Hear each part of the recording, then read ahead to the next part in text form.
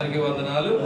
శ్రేష్టమైన ఈ రాత్రికాల సమయంలో రీతిగా తెలుగు క్రైస్తవ సంఘము విచారాలు ఉపవాస కూడికల్లో మరి ఒకసారి మీ వచ్చిన నిలవబడుటకు దేవుడిచ్చిన ఈ అవకాశం బట్టి దేవదేవుడికి నా నిండు వందనాలను తెలియజేస్తున్నాను. ఇటు అవకాశం ఇచ్చిన సంఘం యొక్క దైవ సేవకులు రెవరెండ్ పిచ్చిక వేణుబాబు గారికి, రెవరెండ్ శైలసాయి గారికి, అలాగే రెవరెండ్ డేవిడ్ గారికి నా నిండు వందనాలు తెలియజేస్తున్నాను. వచ్చిన మీ అందరికీ కూడా వందనాలు.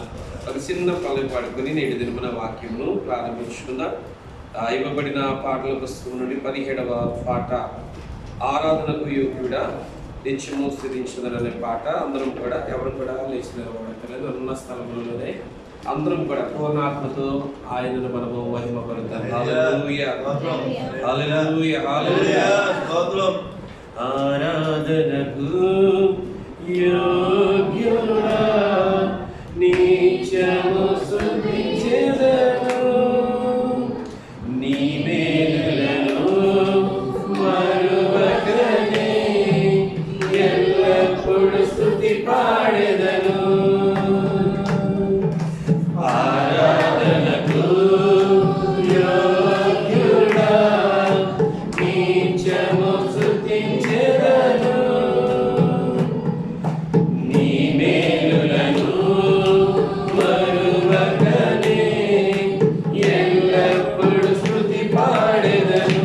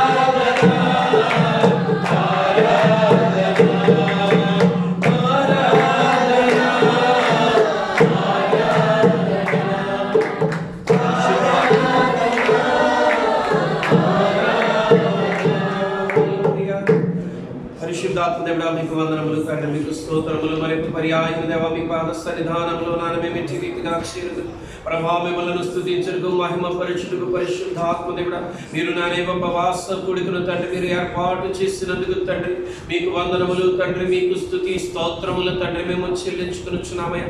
ఏర్పాటు చేయబడిన నానా సంఘమును బట్టి తండ్రి మీకు స్తోత్రములు, సంఘ విశ్వాసులను బట్టి తండ్రి మీకు స్తోత్రములు. కొద్దిసేపు నాయనని వాక్యములు తండ్రి ఇప్పుడు నాన్న మేము ధ్యానించునై ఉంటుండగా పరిశుద్ధాత్మ దేవుడా ఉరుము దాగు చోటు నుండి నాన్న మెల్లనైన స్వరమును తండ్రి మీరు వినిపింప చేయమని విజ్ఞాపన చేయించినాము తండ్రి. నాయన ఇక్కడ నా స్వరము వినబడకూడదు తండ్రి, అయా నీ స్వరము మాత్రమే ఇక్కడ వినబడాలి. యేసయ్యా తండ్రి నీకు స్తోత్రములు. అలా నాడు నాయన మేఘములో నుండి నాయన నా తండ్రి మోషేతో నాయన మాట్లాడిన తండ్రి నీకు స్తోత్రములు. ఇదిగో నాయన అదే మేఘము నుండి నాయన ఈ రాత్రికాల సమయంలో మాతో కూడా మాట్లాడమని విజ్ఞాపన చేయించిన ప్రభా ఇదిగో నాయన మీరు మాట్లాడితే అయా మేము నాయన జీవింపబడతాము తండ్రి. అయా మీరు మాట్లాడితే నాయన మేము బ్రతికింపబడతాము. యేసయ్య మీరు మాట్లాడితే మాకు శక్తి నాయన, మీరు మాట్లాడితే నాయన మాకు బలము తండ్రి. అయ్యా మీరు మాట్లాడితే మా జీవితంలో ప్రతి విషయంలో మాకు జయము తండ్రి. స్తోత్రములు.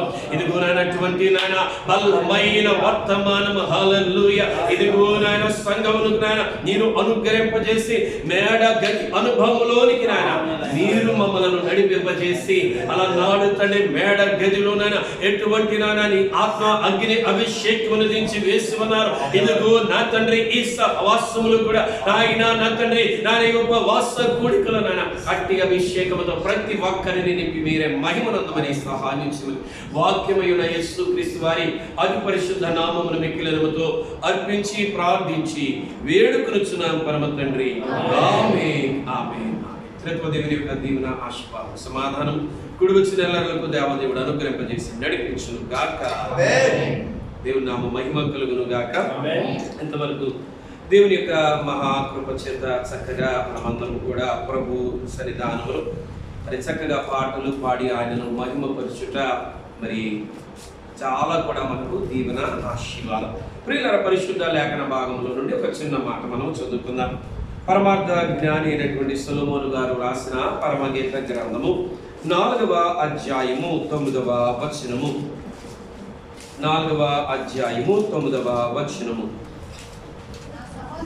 నా సహోదరి ప్రాణేశ్వరి నీవు నా హృదయమును వశపరచుకుంటివి, ఒక చూపుతో నా హృదయమును వశపరచుకుంటివి, నీ హారములలో ఒక దాని చేత నన్ను వశపరచుకుంటివి. చాలండి ప్రియుల మాట జాగ్రత్తగా కనుక మనము ధ్యానము చేసినట్లయితే ప్రియుల పరమగీత గ్రంథములో ఈ చక్కని మాట రాయబడి ఉన్నట్లు మనము గమనించవలసిన వారమై ఉన్నాం. ప్రియుల పరమగీత గ్రంథము దేనికి సాదృశ్యముగా ఉన్నది అంటే సిద్ధపడిన వధువుకు సాదృశ్యముగా ఉంది. జాగ్రత్తగా వినండి. మరి సిద్ధపడిన వధువుకు సాదృశ్యముగా ఉంది. ఈ సిద్ధపడిన వధువు ఎవరి కొరకు సిద్ధపడుతుందంట? త్వరగా రానియున్న పెళ్లి కుమారుడిగా రానియున్న యేసుక్రీస్తు వారి కొరకు మరి ఈ సంఘము అనగా ఈ వధువు సిద్ధపడుచున్నట్లు ప్రియులారా మనమందరము కూడా గమనించవలసిన వారమై ఉన్నాం. ప్రియులారా మనము నేటి దినమున ఏ కూడికలోనూ ఉన్నామండి? మనం అందరం కూడా ఉపవాస కూడికలలో ఉన్నాం. ప్రియులారా ఉపవాసము అనగా దేవునితో సహవాసము. జాగ్రత్తగా వినండి. ఉపవాసము అనగా దేవునితో సహవాసం అనగా ప్రియులారా ఈ రోజు మనము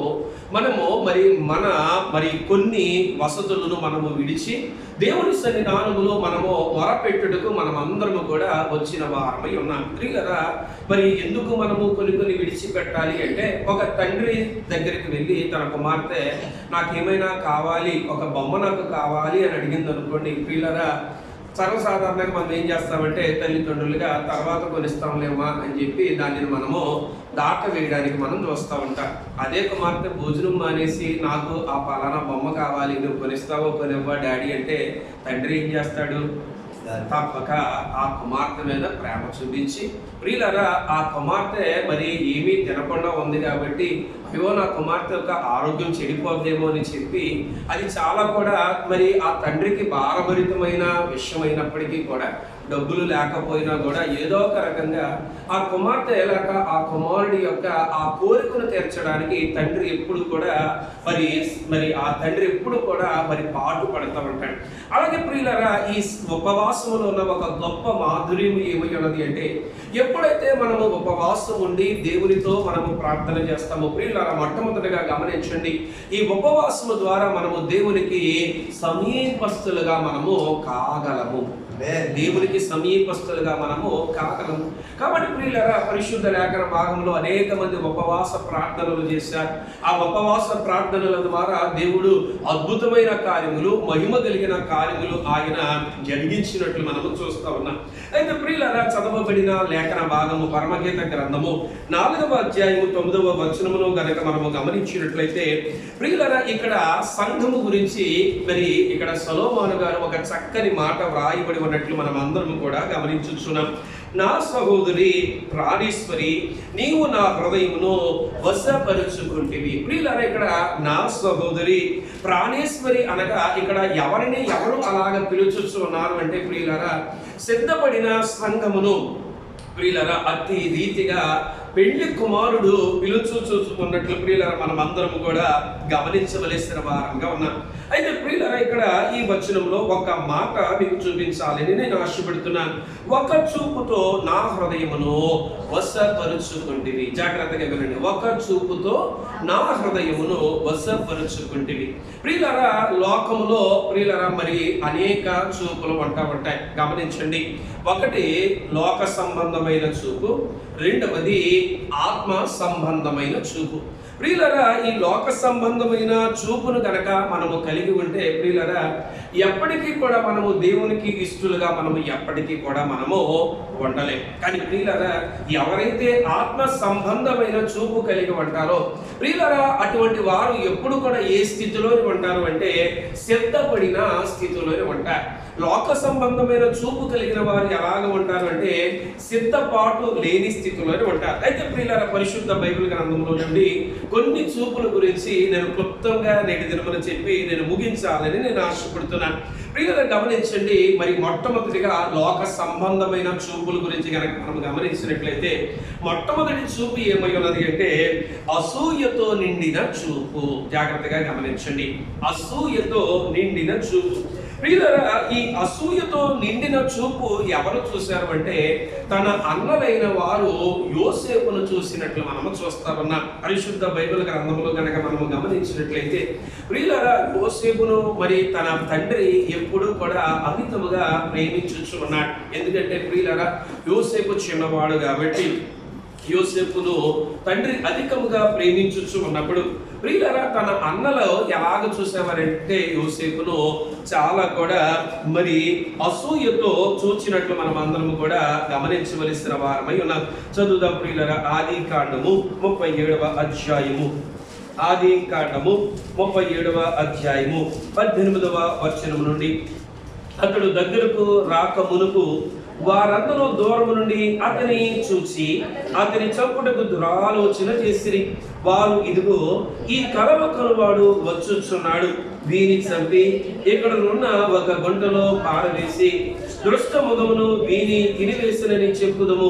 అప్పుడు వీని కలలేమగునో చూతుము రండిని ఒకరితో ఒకడు మాటలాడుకున్నది. ప్రియులారా, చూడండి, అన్నలు యోసేపును ఏ రకంగా చూస్తున్నారంటే చాలా కూడా అసూయ చూస్తున్నారు. ప్రియులారా, ఒక క్రైస్తవునిగా ఈరోజు మనము గమనించవలసినది ఏమై ఉన్నది అంటే ఈరోజు మనము కూడా కొన్ని పర్యాయములు కొన్ని సార్లు ఇతరులను మనము ఎలాగ చూస్తామంటే అసూయతో మనం చూస్తామంట. ప్రియులారా, చూడండి, దేవుడు ఎవరిని దీవించిన రీతిగా వారిని దీవిస్తూ ఉంటాడు. దేవుడు ఎవరిని ఏ సమయంలో హెచ్చించాలో ఆయనకు తెలుసు కాబట్టి ఆయన తగిన సమయంలో ఆయన హెచ్చించే దేవుడు. కాబట్టి ప్రియులారా, ఈరోజు మరి ఆ హెచ్చింపు ఇతరులు పొందొచ్చు అన్నప్పుడు ఒక విశ్వాసిగా మనం ఎలా ఉండాలి అంటే, ప్రియులారా గమనించండి, అసూయ అన్నది ఎప్పుడైతే మన జీవితంలోనికి వస్తుందో ప్రియులారా, మనము దేవుని యొక్క మరి సన్నిధిని మనము కోల్పోతాము. ఇక్కడ యోసేపు దేవుని యొక్క సన్నిధిని పొందుకున్నాడు. ప్రియులారా, తన అన్నలైన వారు మరి ఆ సన్నిధిని కోల్పోవటకు గల కారణం ఏమై ఉన్నది అంటే, వారు తమ తమ్ముడి ఎడల చూచిన ఆ అసూయతో చూచిన చూపు. కాబట్టి ఒక క్రైస్తవ విశ్వాసిగా మనము ప్రియులారా, మొట్టమొదటిగా మనము ఏమీ కలిగి ఉండకూడదు అంటే, అసూయతో చూచే చూపు మనము ఎప్పుడు కూడా కలిగి ఉండకూడదు. ప్రియులారా, రెండవ చూపు ఏమై ఉన్నది అంటే, కోపముతో చూచిన చూపు. రెండవ చూపు ఏమై ఉందండి? కోపముతో చూచిన చూపు. ప్రియులారా, ఇది కూడా ఎవరిని చూశారంటే, దావీదు. ప్రియులారా, దావీదు యొక్క అన్నలో దావీదును అలాగా చూసినట్లు మనము చూస్తా ఉన్నాం. ప్రియులారా గమనిద్దాం. 1వ సమూయేలు గ్రంథము 17వ అధ్యాయము 28వ వచనంలో కొందామండి. అతడు వారితో మాట్లాడునది అతని పెద్దన్న యొద్దు ఎలియాబునకు వినబడగా, ఎలియాబునకు దావీదు మీద కోపం వచ్చి అతనితో, నీవెక్కడికి ఎందుకు వచ్చితివి? అరణ్యములోని ఆ చిన్న గొర్రె మందను ఎవరి వశము చేసితివి? నీ గర్వమును నీ హృదయపు చెడుతనమును నేను ఎరుగుదును. యుద్ధము చూచుటకే కదా నీవు వచ్చితివి అని. ప్రియులారా చూడండి, మరి దావీదు తన అన్నలను ప్రేమించి తండ్రిని గౌరవించి అక్కడ తన అన్నలకు దావీదు ఏమి ఇవ్వడానికి వెళ్ళాడండి? సిద్ధపరిచిన ఆహారము ఇవ్వడానికి దావీదు వెళ్ళాడు. అయితే ప్రియులారా చూడండి, దావీదు మరి ఎంత తన అన్నల మీద ప్రేమ కనబరుచుచు ఉన్నా, ప్రియులారా అన్నలైన వారు దావీదుని ఎప్పుడు కూడా ఎలాగ చూశారంటే, కొంచెము చులకనగానే చూసినట్లు ప్రియులారా మనం అందరము కూడా గమనించవలసిన వారమై ఉన్నాం. ప్రియులారా, అక్కడ వారు దావీదును ఎలా చూస్తున్నారంట? కోపముతో చూస్తా ఉన్నారంట. ప్రియులారా చూడండి, కోపము అన్నది దేవుని యొక్క వాక్యమునకు విరుద్ధముగా ఉన్నది. కోపము మన జీవితంలోని వస్తే ప్రియులారా అనేక దీవెనలు మనము కోల్పోతాము, అనేక ఆశీర్వాదములు కూడా మనము కోల్పోతాము. ప్రియులారా చూడండి, మరి మోషే మరి ఎన్ని సంవత్సరములు నడిపించాడండి ఇశ్రాయేలును అరణ్యములో? 40 సంవత్సరములు నడిపించాడు. ప్రియులారా 40 సంవత్సరములు కూడా మోషే ఎంతగానో కష్టపడ్డాడు. ప్రియులారా మోషే ఎంతగానో ఇశ్రాయేలు నిమిత్తము దేవుని సన్నిధానంలో ప్రార్థించాడు. కానీ ప్రియులారా ఒకానొక రోజున మరి సినాయి పర్వతము మీద మోషే దేవునితో గడిపి కిందకి వచ్చుచు ఉన్నప్పుడు ప్రియులారా ఇశ్రాయేలులు వారు చేయించిన పనిని చూసినప్పుడు ప్రియులారా మోషే చాలా కూడా కోపముతో నింపబడినట్లు మనం అందరము కూడా గమనించవలసిన వారమై ఉన్నాం.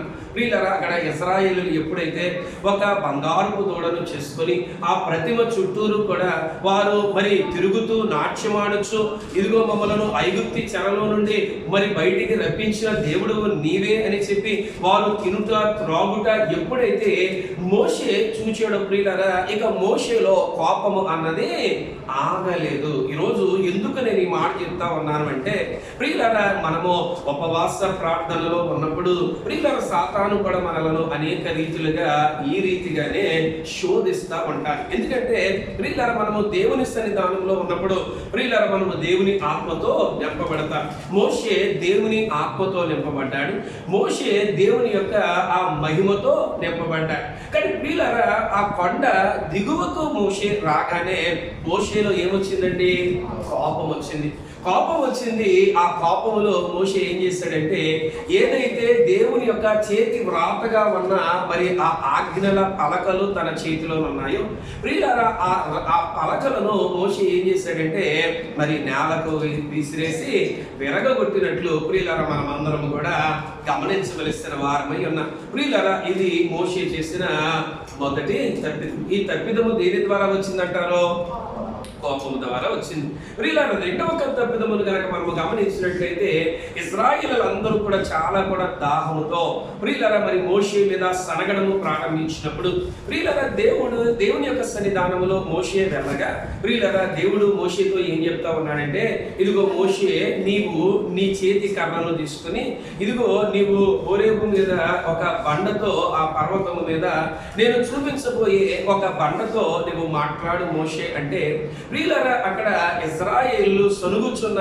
విధానమును బట్టి వారు మరి వారి మీద తిరుగుబాటు చేయించిన విధానమును బట్టి ప్రియులారా మరి దేవుడు ఆ బండతో మరి మాట్లాడమంటే మోషే ఏం చేశాడంటే తన చేతి కర్రతో ఆ బండను కొట్టినట్లు మనము చూస్తా ఉన్నాం. ప్రియులారా గమనించండి, ఇప్పుడు కూడా మోషే తప్పు చేయడానికి గల కారణం ఏమై ఉన్నది అంటే తనలోనికి వచ్చిన కోపం. కాబట్టి ప్రియులారా ఎప్పుడైతే మనము కోపము అన్నది మన జీవితంలోనికి వస్తుందో ప్రియులారా అది మనకు దీవెన కాదు, అది మనకు ఆశీర్వాదము అన్నది ఎప్పటికీ కాదు. ఆ సత్యమును నేటి దినమున మనం అందరం కూడా గమనించవలసిన వారమై ఉన్నాం. ప్రియులారా మరి మూడవ సంబంధమైన లోక సంబంధమైన చూపును కనుక మనము గమనించినట్లయితే మూడవ లోక సంబంధమైన చూపు ఏమై ఉన్నది అంటే అవహేళనతో చూచిన చూపు. దేవుని నామము స్తోత్రం.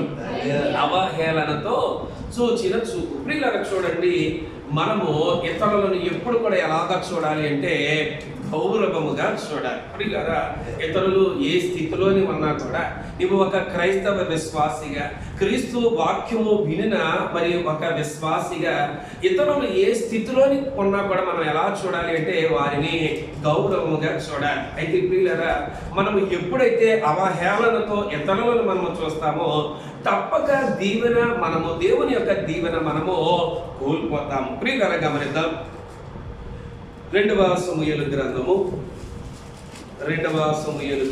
6వ అధ్యాయం అండి. 6వ అధ్యాయము 20వ వచనము.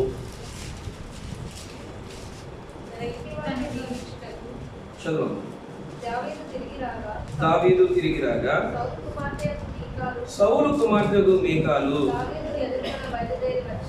దావీదును ఎదుర్కొన బయలుదేరి వచ్చి హీన స్థితి గల పనికత్తులు చూచుచుండగా వ్యర్థుడొకడు తన బట్టలను విప్పివేసినట్టుగా ఇశ్రాయేలుకు రాజు అయిన నీవు బట్టలను తీసివేసి అంత ఘనముగా కనబడితివని అపహాస్యము చేసినందున. ఒక్కసారి అర్థం ప్రియులారా, ఇక్కడ చూడండి దావీదు ఏం చేశాడు? దేవుని యొక్క మందస్సు ఎదుట నాట్యము చేశాడు. ప్రియులారా అతడు నారా బట్టలు ధరించుకొని దేవుని సన్నిధానములో ఆత్మవశుడై ప్రియులారా దావీదు నాట్యము చేయించు దేవుని యొక్క మందస్సును దావీదు పురములోనికి తీసుకుని వచ్చి ప్రియులారా జనులందరినీ కూడా దావీదు ఆశీర్వదించి పంపి వేసిన తర్వాత దావీదు యొక్క భార్య అయినటువంటి మీకాలు దావీదుని ఇక్కడ ఎలా చూస్తుంది అంటే చాలా కూడా అవహేళనంగా, చాలా కూడా హీనముగా చూస్తా ఉన్నది. ప్రియులారా గమనించండి, ఇక్కడ దావీదు ఎవరి సన్నిధానంలో నాట్యమాడాడు? దేవుని సన్నిధానంలో నాట్యమాడాడు. ప్రియులారా తను దేవుని సన్నిధానంలో దావీదు నాట్యమాడినప్పుడు కొన్ని ప్రియులారా అతడు తనను తాను మైమరిచిపోయి మరి అతడు దేవునిని స్తుతించినప్పుడు ప్రియులారా మరి అక్కడ దేవుడు మరి దావీదు యొక్క ఆ స్తుతిని బట్టి దేవుడు ఎంతగానో దావీదును దీవిస్తా ఉంటే తన సొంత భార్య అయినటువంటి మీకాలు మాత్రం ఏం చేస్తుందండి? దావీదును చాలా కూడా అవహేళనగా చూస్తా ఉన్నది. దావీదును చాలా కూడా హీనంగా చూస్తా ఉన్నది. ప్రియులారా గమనించండి, ఎప్పుడైతే మరి మీకాలు అటువంటి అవహేళన చూపు తన భర్త ఎడల ఆమె చూచినదో, తన భర్తను ఎప్పుడైతే మీకాలు హీనముగా చూసినదో ప్రియులారా చూడండి కింద వచనములు చదువుదాం. నీ తండ్రి అతని సంతతిని విసర్జించి ఇశ్రాయేలును తన జనుల మీద నన్ను అధిపతిగా నిర్ణయించుటకై నన్ను ఏర్పరచుకున్న యెహోవా సన్నిధిని నేను అలాగు చేస్తుని యెహోవా సన్నిధిని నేను ఆట ఆడితిని. ఎంతకంటే మరీ ఎక్కువగా నేను తృణీకరింపబడి నా దృష్టికి నేను అల్పుడనై నీవు చెప్పిన పనికత్తుల దృష్టికి గనుడనైతునని మీకాలుతో అనెను. 23వ వచనంలో చూడండి, మరణము వరకు సౌలు కుమార్తెకు మీకాలు పిల్లలను కనకయుండెను. దేవుని నామము నామమునకు స్తోత్రం. ప్రియులారా చూడండి, మరణం అయ్యేంత వరకు ఈ మీకాలు పిల్లలను కనలేకపోయినది, ఆమె గర్భము దాల్చలేకపోయినది. దానికి గల కారణం ఏమై ఉన్నది అంటే ప్రియులారా, మందస్సము ఎదుట తన భక్తుడు మరి అయినటువంటి తన మరి హృదయానుసారుడైనటువంటి దావీదుని ఎప్పుడైతే మరి మీకాలు ఇట్టి రీతిగా అవహేళనతో చూసినదో ప్రియులారా గమనించండి, దేవుని యొక్క ఆ భయంకరమైన శిక్ష మీకాలకు విధింపబడినట్లు మనము చూస్తా ఉన్నాం.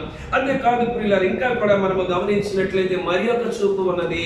ఈ చూపు ఏమై ఉన్నది అంటే మోహపు చూపు. ప్రియులారా చూడండి, ఈ లోక సంబంధమైన చూపులలో మరి ఒక చూపు ఏమై ఉన్నది అంటే మోహపు చూపు. ప్రియులారా మనందరికీ కూడా తెలుసు, సైతాను అనేక రీతులుగా మనలను ఏదో ఒక రకంగా పడగొట్టడానికి ప్రియులరా అనేక రీతులుగా ప్రయత్నము చేస్తామంటారు. ప్రియులరా అసలు మరి ఈ లోకంలో పాపము ఎలాగ ప్రవేశించిందంటారు? అమ్మా మనందరం చెప్పేది ఏంటి అంటే అవ్వ ద్వారా మరి ఈ పాపము మరి మనుష్యులలో ప్రవేశించింది అంటారు. నిజమే, అవ్వ ద్వారా ప్రవేశించింది. అయితే ప్రియులరా అవ్వ మరి ఎలాగా పాపములో పడినది అంటే ప్రియులరా ఆమె చూసిన చూపు ద్వారా. ప్రియులరా చూడండి, దేవుడు ఏమన్నాడంటే అక్కడ ఆ పండును నీవు తినవద్దు, ఆ పండును నీవు ముట్టవద్దు అని కూడా ప్రియులరా దేవుడు చాలా కూడా ఖండితముగా మరి అవ్వమ్మకు చెప్తే అవ్వమ్మ మాత్రము దేవుడు చూడవద్దు అన్న పండును ఆమె చూచినది, దేవుడు ముట్టవద్దు అన్న పండును ఆమె ముట్టినది. ప్రియులరా ఎప్పుడైతే ఆమె చూచినదో ప్రియులరా వెంటనే ఆమె తలంపులను ప్రియులరా ఎవరు వశపరుచుకున్నారు? సాతాను వశపరుచుకున్నది. అంటే ఈరోజు మనము ఏదైనా మరి కానిది మనము ఎప్పుడైతే చూస్తామో ప్రియులరా తప్పక సాతాను మన ప్రక్కనే ఉండి ఏదో ఒక రకముగా మనల్ని కూడా పడగొట్టాలని ఎంతగానో ప్రయత్నము చేస్తాది. ప్రియులరా మనందరికీ కూడా తెలుసు, 2వ సమూయేలు గ్రంథము 11వ అధ్యాయము, 2వ సమూయేలు గ్రంథము 11వ అధ్యాయము 2-3 వచనములు. ఒకానొక దినమున ప్రొద్దు గురుంకు వేళ దావీదు పడక మీద నుండి లేచి రాజనగరి మిద్దె మీద నడుచుచు పైనుండి చూచుచుండగా స్నానము చేయి ఒక స్త్రీ కనబడెను. ఆమె బహు సౌందర్యవతి ఉండుట చూచి దావీదు దాని సమాచారము తెలుసుకున్నట్టుగా ఒక దూతను పంపెను. అతడు వచ్చి ఆమె ఎలియాబు కుమార్తె హిత్తీయుడకు ఉరియా యొక్క భార్య అయిన బెత్షెబా అని తెలియచేయగా. ప్రియులారా చూడండి, అందరూ రాజులు ఆ వసంత కాలంలో యుద్ధానికి వెళితే దావీదు మాత్రం ఎక్కడ ఉన్నాడంట? తన రాజనగరిలో మిద్దె మీద ఉండి అతడు అటు ఇటు తిరుగుతూ ఉన్నప్పుడు ప్రియులరా అతడు ఏదైతే చూడకూడదో దానిని అతడు చూశాడు. ప్రియులరా చూడండి, దావీదు యొక్క జీవితంలో ఒక ఘోరమైన పాపము దావీదు ద్వారా జరిగించుటకే ప్రియులరా సాతాను అక్కడ ఏదైతే దావీదు చూడకూడదో దానిని చూచే రీతిగా సాతాను అక్కడ దావీదును ప్రేరేపించినట్లు మనం అందరము కూడా గమనించవలసిన వారమై ఉన్నాం. అయితే ప్రియులరా చూడండి, దావీదు చూచిన వాడు అంతటితో ఆగిపోయాడా అంటే ప్రియులరా ఎప్పుడైతే మనము చూడకూడనిది మనము చూస్తామో ప్రియులరా మన జీవితంలో తప్పక పాపము అన్నది ప్రవేశిస్తాది. ప్రియులరా చూడండి, అతడు చూడకూడనిది అన్నది చూచాక ప్రియులరా దావీదు అబద్ధమాడాడు.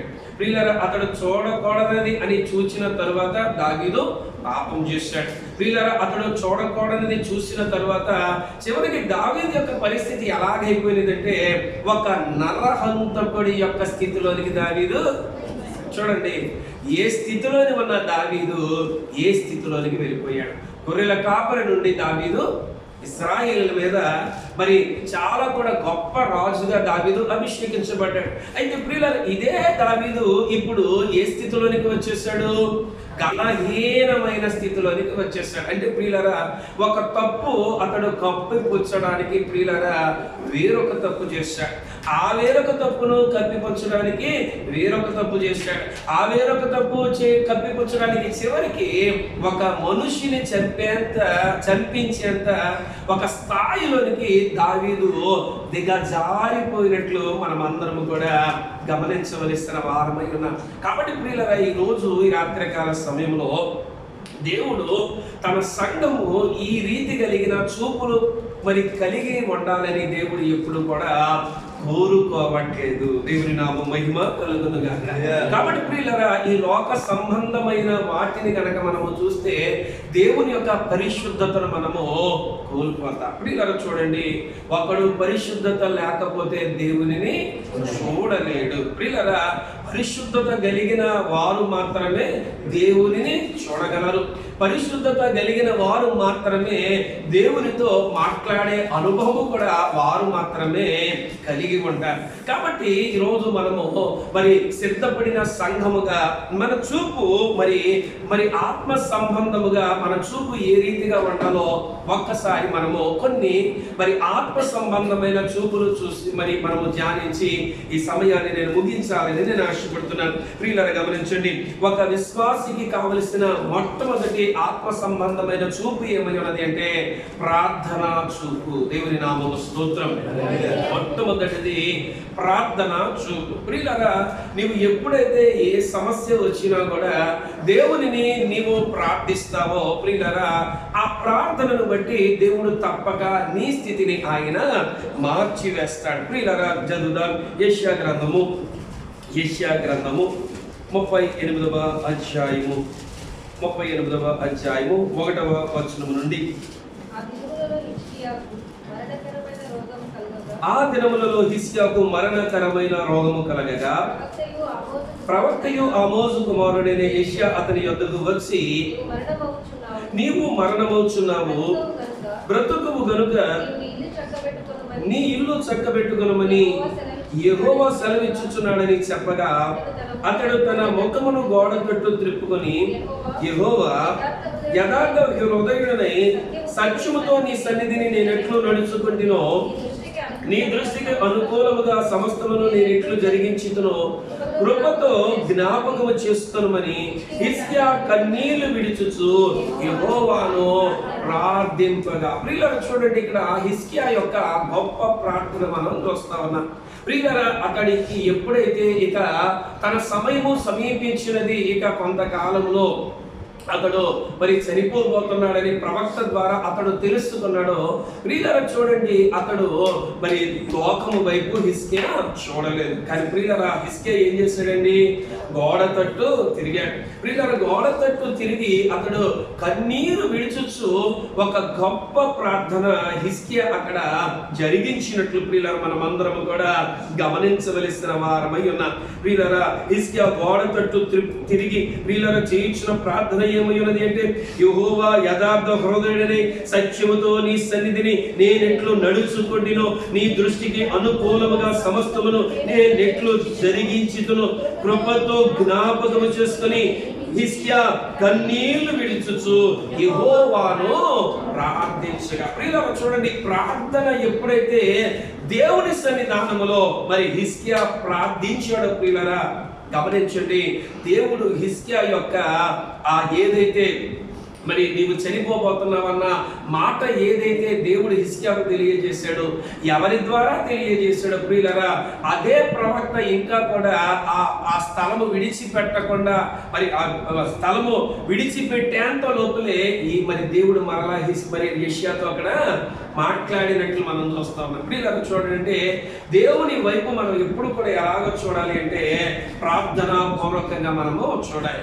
ఆయన మరి మన పరమ తండ్రి అయి ఉన్నాడు కాబట్టి ప్రియులారా, ఆయన మరి మన ప్రతి ప్రార్థన అవసరత ఆయన తీర్చి వేసే గొప్ప దేవుడు కాబట్టి ప్రియులారా, మనం ఎప్పుడు కూడా దేవుని సన్నిధానములో మనము ఒక ప్రార్థన చూపు మనము కలిగి దేవునిని ప్రతి విషయంలో కూడా మనము దేవునిని ప్రార్థించవలసిన వారమై ఉన్నాం. నీవు సంతోషంలో ఉంటే నీవు దేవునిని ప్రార్థించాలి. దుఃఖంలో ఉన్నప్పుడు మనం ఎప్పుడు కూడా ప్రార్థిస్తాం. కానీ ప్రియులారా, సంతోషంలో ఉన్నప్పుడు కూడా మనం ఏం చేయాలంటే దేవునిని ప్రార్థించాలి. ఆయన చేసిన కార్యములను బట్టి, ఆయన చేసిన ఉపకారములను బట్టి, మన జీవితంలో ఆయన మనలో బలపరచుచున్న విధానమును బట్టి ప్రియులారా ఎప్పుడు కూడా దేవుని సన్నిధానములో మనము ప్రార్థించవలసిన వారమై ఉన్నాం. ప్రియులారా, గెత్సెమనే తోటలో ప్రియులారా మరి ప్రభువైన యేసుక్రీస్తు వారు చెప్పిన మాట ఏమై ఉన్నది అంటే, మీరు శోధనలో పడకుండానట్లు మీరు మెలకువగా ఉండి ప్రార్థన చేయమన్నారండి. ఎందుకు యేసుక్రీస్తు వారు చెప్తా ఉన్నారు అంటే ప్రియులారా, ప్రియులారా, ప్రార్థన మన జీవితంలో లేకపోతే మన జీవితంలో వచ్చేది ఏమై ఉన్నది అంటే శోధన.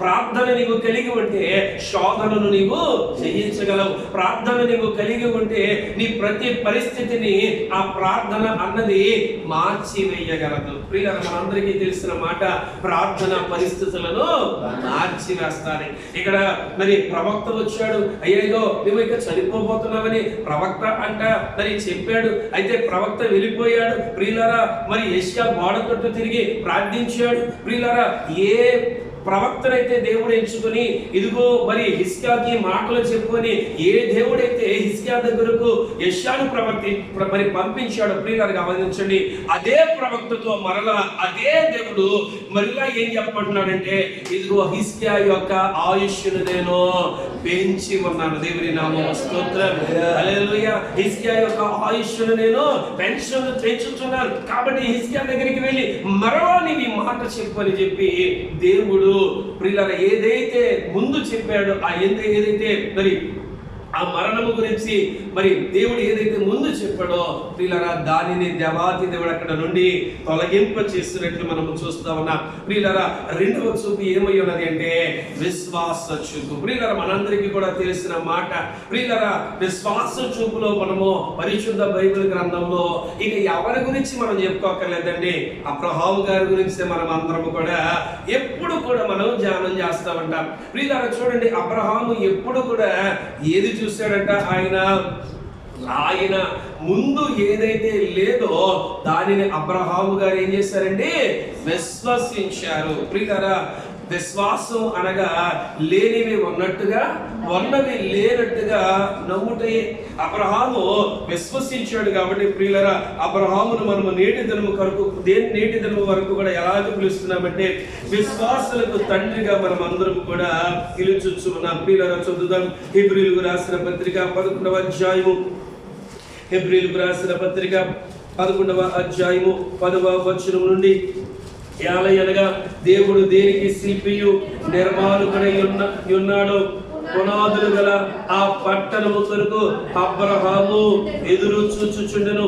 విశ్వాసమును బట్టి సారాయు వాగ్దానము చేసిన వాడు నమ్మదగిన వాడిని ఎంచుకొనెను గనుక తాను వయస్సు గతించినదైనను గర్భము ధరించుటకు శక్తి పొందెను. అందుచేత మృతతుల్యుడైన ఆ యొక్కని నుండి సంఖ్యకు ఆకాశ నక్షత్రము వలెను సముద్ర తీరమందని లెక్కింప సత్యము కాని ఇసుక వలెను సంతానము కలిగిన. దేవుని నామమున స్తోత్రం. సంతానము కలిగిన అంటే ఇప్పుడు ప్రియులారా, అబ్రహాము దేనిని చూస్తున్నాడు, అదృశ్యమైన వాటిని చూస్తున్నాడు. ఈరోజు ఒక విశ్వాసిగా మనము కూడా చూడవలసినది ఏమై ఉన్నది అంటే, ఈ లోకములో మరి అనేకమైన వాటిని మనం చూస్తూ ఉంటాం. కానీ ప్రియులారా గమనించండి, దేవుడు ఆయన నమ్మదగిన దేవుడు కాబట్టి ఆయన మనము కోరుకున్న దానికంటే మనము ఊహించిన దానికంటే అధికమైన మేలులతో ఆయన మనలను నింపే గొప్ప దేవుడు. ఈరోజు మనము చిన్నది అడిగితే ఆయన మనకు చాలా కూడా పెద్దది, ఆ పెద్ద బహుమానము అనుగ్రహించే గొప్ప దేవుడు. ప్రియులారా, మరి చిన్న చిన్న వాటిని మనం అడుగుతూ ఉంటాం, ప్రభా నాకు ఈ చిన్నది నాకు కావాలి, ప్రభా నాకు మరి ఆ చిన్న గృహమే కావాలి, లేకపోతే ప్రభా నాకు ఆ చిన్న వెహికలే కావాలి. ఇలాగ మనం చిన్న చిన్నవి అడుగుతూ ఉంటాం. కానీ ప్రియులారా గమనించండి, దేవుడు లెక్కకు మించిన వాటిని మనకు అనుగ్రహించగలిగే గొప్ప దేవుడు. మరి అబ్రహాము విశ్వాసముతో చూశాడు. దేవుడు ఎక్కడికి వెళ్ళమన్నాడో ప్రియులారా, మరి ఆ స్థలము తెలియనప్పటికీ కూడా అబ్రహాము తన విశ్వాస యాత్రను మరి ప్రారంభించిన వాడిగా ఉన్నాడు. కాబట్టి ప్రియులారా, అబ్రహాము ఒక గొప్ప దీవెన ఆశీర్వాదమును పొందుకునేటట్లు మనము చూస్తా ఉన్నాం. మూడవదిగా కనుక మనం గమనించినట్లయితే ప్రియులారా, ఆత్మ సంబంధమైన మూడవ చూపు ఏమై ఉన్నది అంటే ధ్యాన చూపు. జాగ్రత్తగా గమనించండి, ధ్యాన చూపు ఇది చాలా కూడా కష్టమండి. ధ్యాన చూపు అన్నది చాలా కూడా కష్టం. మనం ప్రార్థన చేసినప్పుడు మనము మాట్లాడుతూ ఉంటాం కదండి. విశ్వాసంతో మనం చూస్తూ ఉన్నప్పుడు ప్రభు యొక్క ఆ శక్తిని మనం ఎప్పుడు కూడా స్మరిస్తూ ఉంటాం. కానీ ధ్యానము చేయుట అంటే ప్రియులారా చాలా కూడా కష్టం. ఎందుకంటే ప్రియులారా, ధ్యాన చూపు అనగా సమస్తమును మనము విడిచిపెట్టి మౌనముగా దేవుని వైపు చూచుట మాత్రమే. దీనిని ఏమంటామంటే కనిపెట్టుట అంటారు. వీళ్ళకి చూడండి, ప్రార్థన అంటే చక్కగా మనము స్తుతించుట అంటే మనము పాటలు పాడేస్తాం కదండి. కానీ ధ్యానం అనగా మౌనంగా ఉండి దేవుని వైపు మాత్రమే చూడాలి. అంతలోకి మనకి బోల్డ్ ఆలోచనలు వచ్చేస్తూ ఉంటాయి. పిల్లలకి స్కూల్కి టైం అయిపోతుంది, పిల్లలు పంపించేయాలి, లేకపోతే ఆఫీస్కి టైం అయిపోతుంది, వెళ్ళిపోవాలి. ఇలా ప్రియులారా మనము దేవుని వైపు మనము ఆ ధ్యానములో దేవునిని మనము చూడలేము. కానీ ప్రియులారా ప్రభువు నీకు కనబడాలి, నీతో మాట్లాడాలి అంటే నీవు చూడవలసినది దేవుని వైపు ధ్యాన చూపు కలిగి నీవు దేవునిని చూడాలి. అంటే నువ్వు కనిపెట్టి దేవునిని నీవు చూడాలి. మేడగదిలో 120 మంది వారు ఏం చేశారండి? కనిపెట్టారు. ప్రభువైన యేసుక్రీస్తు వారు ఏమన్నారు? పరిశుద్ధాత్మదేవుడు మీ మీదకు దిగి వచ్చేంత వరకు మీరు యెరూషలేమును విడవక కనిపెట్టండి అని మరి యేసుక్రీస్తు వారు చెప్పిన రీతిగా ప్రియులారా 120 మంది కూడా మేడగదిలో ప్రార్థించారు, కనిపెట్టారు. దేవుని యొక్క ఆత్మను, పరిశుద్ధాత్మ శక్తిని వారు పొందుకున్నారు. ఈరోజు క్రైస్తవ విశ్వాసులుగా మనం ఏం చేస్తామంటే ప్రార్థన చేసి మనము వెంటనే ప్రార్థన ముగించేసి ఆమేనని చెప్పి మనము వెంటనే లేచిపోతామండి. అలా కాదండి. దేవుడు నీకు ఏదైతే చూపించనై ఉన్నాడో నీకు ప్రార్థించావు, ప్రార్థనకు జవాబు రావాలి అంటే ప్రార్థన ముగిసిన తరువాత నీవేం చేయాలంటే మౌనముగా ప్రభువా నీవు నాకు ఇచ్చే జవాబు ద్వారా నాతో మాట్లాడు తండ్రి అని మనము కనిపెట్టవలసిన వారమై ఉన్నాం. అందుకే ప్రియులారా ఒక ప్రార్థన మరి ఆత్మీయ జనుగులు తండ్రి అయిన దేవదాసయ్య గారు ఒక ప్రార్థన నేర్పారు. ప్రార్థన ఏంటి అంటే ప్రభువా నాకు కనబడము, నాతో మాట్లాడము. ప్రభువా అందరికీ కనబడము, అందరితో మాట్లాడమంటే ప్రభువు మనకి కనబడాలన్నా, ప్రభువు నాతో మాట్లాడాలి అన్న ప్రియులారా నేను కనిపెట్టకపోతే ప్రభువుతో నేను మాట్లాడలేను. ప్రభువుని నేను కనిపెట్టాలంటే నేను ఎక్కడ కనిపెట్టగలను? నిశ్శబ్దముగా ఉండి నా ప్రార్థనా గదిలోనికి, లేకపోతే సన్నిధి గదిలోనికి నేను వెళ్ళి ఎప్పుడైతే నేను కనిపెట్టగలనో అప్పుడు నేను ప్రభువుతో మాట్లాడగలను, ప్రభువుని నేను చూడగలను. కాబట్టి ప్రియులారా క్రైస్తవులు అన్నవారు ప్రతి ఒక్కరు కూడా ఈ ధ్యాన చూపు లేకపోతే కనిపెట్టే అనుభవము ప్రతి ఒక్కరు కూడా కలిగి ఉండాలి. ఈరోజు మనకి ప్రార్థన తెలుసు, ఉపవాస ప్రార్థన తెలుసు, ప్రియులారా సంఘ ప్రార్థన తెలుసు, ప్రియులారా కుటుంబ ప్రార్థన తెలుసు, సహవాస ప్రార్థన తెలుసు, అన్ని ప్రార్థనలు మనకు తెలుసు. ప్రార్థన చేసుకుంటాం కానీ వెంటనే మనం ఏం చేస్తున్నాము? వెంటనే కుటుంబ ప్రార్థన అయితే ఆమెను అనగానే వెంటనే వెళ్తాం, భోజనం చేసేస్తాం. సంఘ ప్రార్థన అనగానే ఆమెను అంటాం, వెంటనే ఇంటికి వెళ్ళిపోతాం. కానీ ప్రియులారా చూడండి, ఎప్పుడు కూడా మనము ప్రభు యొక్క జవాబు మనము పొందుకోవాలి అంటే మనము కనిపెట్టే స్థితిలో మనము తప్పక ఉండవలసిన వారమై ఉన్నాం. ప్రియులారా ఇంకా కనుక మనము గమనించినట్లయితే ముగించేస్తున్నాను. మరి ఇంకా కూడా గమనించినట్లయితే మరి యొక్క చూపు ఏమై ఉన్నది అంటే ప్రార్థన నెరవేర్పు కొరకు దేవుని వైపు చూపు. ప్రార్థన నెరవేర్పు కొరకు మనం ఎవరి వైపు చూడాలంట? విశ్వాసమునకు కర్త అయిన దేవుని వైపు మాత్రమే మనము చూడవలసిన వారమై ఉన్నాం. ఈరోజు మనం ప్రార్థన చేస్తాము, ప్రార్థన చేసిన తర్వాత మనం ఏం చేస్తామంటే మనము నులివెచ్చని స్థితే కదండి మనది. ఎప్పుడు కూడా ప్రార్థన చేస్తాం కానీ మన ప్రయత్నాలు మనం చేసేస్తూ ఉంటాం, మానవ ప్రయత్నాలు మనం చేస్తూ ఉంటాం. కానీ ప్రియులారా నిజమైన సమాధానము నీకు కావాలి అంటే, తరతరములు నిలిచే సమాధానము నీకు కావాలి అంటే నీవు ఎప్పుడు కూడా ఎవరి మీద ఆధారపడాలి అంటే దేవుని మీద మాత్రమే నీవు ఆధారపడాలి. దేవుని మీద ఆధారపడితే ప్రియులారా గమనించండి, నీ ఎదుట ఎర్ర సముద్రము ఎదురు వచ్చిన ఆ ఎర్ర సముద్రము 2 పాయలుగా చీల్చివేసి నిన్ను ఆరిన నేల మీద నడిపించగలిగే శక్తి నీ దేవునికి ఉన్నది. దేవుని స్తోత్రం. ఎరుకో గోడలు నీ ఎదుర వచ్చినా కూడా ఆ ఎరుకో గోడలను కూల్చి వేయగలిగే శక్తి నీ దేవునికి ఉంది. ప్రియులారా చూడండి, ఎర్ర సముద్రంలో అక్కడ ఎవరు 2 పాయలుగా తీర్చారు? దేవుడు తీర్చాడండి.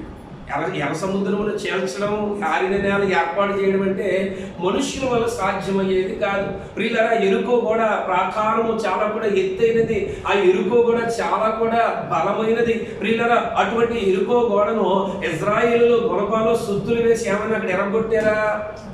వారు స్తుతి మాత్రము చేశారు, దేవుని మీద వారు ఆధారపడ్డారు. ప్రియులారా, ఎప్పుడైతే వారు దేవుని మీద ఆధారపడ్డారో సర్వశక్తి కలిగిన దేవుడు తన కార్యమును ఆయన అక్కడ జరిగించినట్లు ప్రియులారా మనం అందరం కూడా గమనించవలసిన వారమై ఉన్నాం.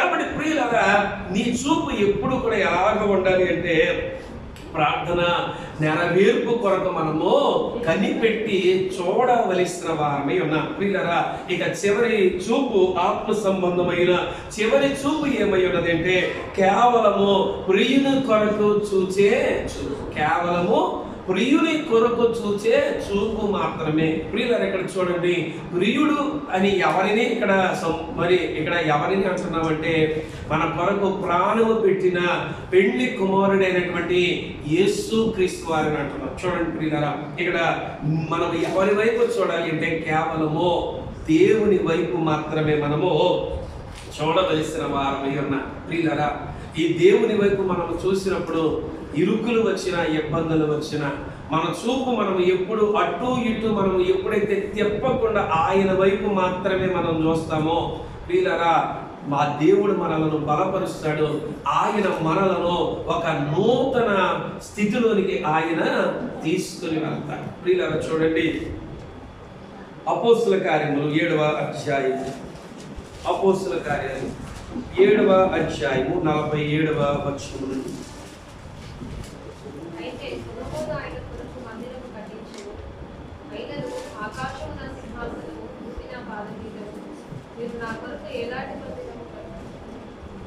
అపోస్తుల కార్యములు 7వ అధ్యాయము 54వ వచనము. వారి మాటలు విని కోపముతో మండిపడి అతని చూసి పండ్లు కొరికిరి. దేవుని నామం మహిమ కలుగును గాక. ఇక్కడ చూడండి, యవనస్తుడైనటువంటి స్టెఫను అక్కడ అనేక మంది యూదుల ఎదుట ఎవరి కొరకు ఆయన చెప్తా ఉన్నాడు? ప్రభు అయిన యేసు క్రీస్తు వారి యొక్క మహాత్మ్యం గురించి మరి అక్కడ స్టెఫను ప్రకటన చేస్తా ఉంటే ప్రియులారా, అక్కడ ఉన్న యూదులందరూ కూడా స్టెఫను వైపు చూసి ఏం చేస్తున్నారంట? పండ్లు కొరుకుతున్నారంట. ప్రియులారా, వారు పండ్లు కొరికి స్టెఫను మీద రాళ్ల వర్షం కురిపిస్తా ఉన్నట్ట. ఒక్కొక్క దెబ్బ, ఒక్కొక్క రాళ్ల దెబ్బతో ప్రియులారా స్టెఫను యొక్క మరి ఆ శరీరం అంతా కూడా రక్తముతో నింపబడినా కూడా ప్రియులారా చూడండి, స్టెఫను ఎవరి వైపు చూస్తున్నారంటే దేవుని వైపు మాత్రమే చూస్తున్నాడు. దేవుని నామము స్తోత్రం. హల్లెలూయా. ప్రియులారా, గమనించినట్లయితే ఎప్పుడైతే అతడు ఆ రీతిగా చూచాడో ప్రియులారా అక్కడ 55వ వచనంలో చూడండి, అయితే అతడు పరిశుద్ధాత్మతో నిండుకొనిన వాడై ఆకాశము వైపు తేరి చూసి దేవుని మహిమను, యేసు దేవుని కుడి పార్శ్వమందు నిలిచి ఉండుటను చూచి. దేవుని నామము స్తోత్రం. ఇక్కడ కష్టం వస్తున్నా కూడా ఎప్పుడైతే స్టెఫను దేవుని వైపు చూస్తా ఉన్నాడో ప్రియులారా గమనించండి, స్టెఫనుకి ఎవరు కనబడుతున్నారు? అక్కడ కుడి పార్శ్వమందు కూర్చున్న యేసు క్రీస్తు వారు కనబడుతున్నారు. ప్రియులారా, ఈరోజు మనకి కష్టం వస్తే మనం ఏం చేస్తున్నామంటే దేవునిని విడిచిపెడతా ఉన్నాం. ఈరోజు మనకి శ్రమ వస్తే మనం ఏం చేస్తున్నామంటే సంఘాన్ని మనము విడిచిపెడతా ఉన్నాం. ఈరోజు మనకి ఏదైనా ఇబ్బంది వస్తే మనం ఏం చేస్తున్నామంటే దేవునికి మనము చాలా కూడా దూరస్తులుగా మనము ఉంటా ఉన్నాం. ప్రియులారా చూడండి, ఒక రాయి, చిన్న రాయి తగిలితేనే మనకి ఎంత నొప్పి వస్తుందండి? చాలా కూడా నొప్పి వస్తుంది కదా. కానీ ప్రియులారా, స్టెఫను యవ్వన కాలంలో స్టెఫను యొక్క పరిస్థితిని కూడా మనం అక్కడ గమనించాలండి. యవ్వనస్తుడు, ఇంకా కూడా మరి లోకంలో ఏమీ కూడా అనుభవించలేని స్థితిలో ఉన్నవాడు స్టెఫను. కేవలం దేవుని కొరకు నిలవబడిన వాడు స్టెఫను. ఇటువంటి స్టెఫను మరి దేనితో కొట్టబడుతున్నాడంట? రాళ్లతో కొట్టబడుతున్నాడంట. అంటే ప్రియులారా, ఒక్కొక్క రాయి తగులుతున్నా కూడా స్టెఫను చూపు ఎవరి వైపు ఉంది? దేవుని వైపు మాత్రమే ఉంది. ఒక్కొక్క రాయితో అతడు మరి రక్తము అతని శరీరము మీద నుండి మరి ఎంతో ప్రవహిస్తున్నా కూడా ప్రియులారా, స్టెఫను అక్కడ లోకము వైపు చూడట్లేదండి. స్టెఫను అక్కడ తనను ఎవరైతే రాళ్లతో కొడుతున్నారో మరి స్టెఫను వారి వైపు చూడట్లేదండి. కానీ ప్రియులారా, స్టెఫను ఎవరి వైపు చూస్తున్నాడు? దేవుని వైపు చూస్తున్నాడు. దేవుని నామం మహిమ కలుగును గాక. ప్రియులారా, ఒక విశ్వాసి, నిజమైన విశ్వాసి కూడా ఎప్పుడు కూడా ఎలాగ ఉంటాడంటే ఒక స్టెఫను వలె ఉంటాడు. ఎప్పుడు కూడా మనం ఏమనుకుంటామంటే దేవుడు నాకేమి ఇచ్చాడు. మనం ఎప్పుడు కూడా ఫస్ట్ మనం అడిగేది ఏంటి? నేను ప్రార్థించాలి అంటే దేవుడు నాకేమిస్తే నేను ఏమిస్తాడని ఏదో ఆశించి మనం ప్రార్థన చేస్తూ ఉంటాం. దేవుని ఆ రీతిగా మనము ఆశిస్తా మనం ప్రార్థన చేస్తూ ఉంటే ఈరోజు ప్రియులారా, రేపు మనము ఒక ప్రశ్న మన ముందు ఉంచుకోవాలి. ఆ ప్రశ్న ఏంటి అంటే, ఎప్పుడు కూడా దేవా నువ్వు నాకేం చేస్తావు అని మనం అడుగుతూ ఉంటాం కదా. ఎప్పుడైనా మనము ప్రభు కొరకు మనం ఏం చేస్తున్నాం అన్న మాట మనం ఎప్పుడైనా ఆలోచన చేసినట్లయితే, ప్రభువు కొరకు మనం ఏం చేస్తున్నామండి? ఈరోజు మనం ఏమనుకుంటున్నామంటే, మందిరానికి రావడమే ప్రభు కొరకు నేను చాలా చేస్తున్నా పెద్ద పని, చాలా గొప్ప పని. మందిరానికి వచ్చి 2 గంటలకు కూర్చోవడమే నేను చేస్తున్నా గొప్ప పని.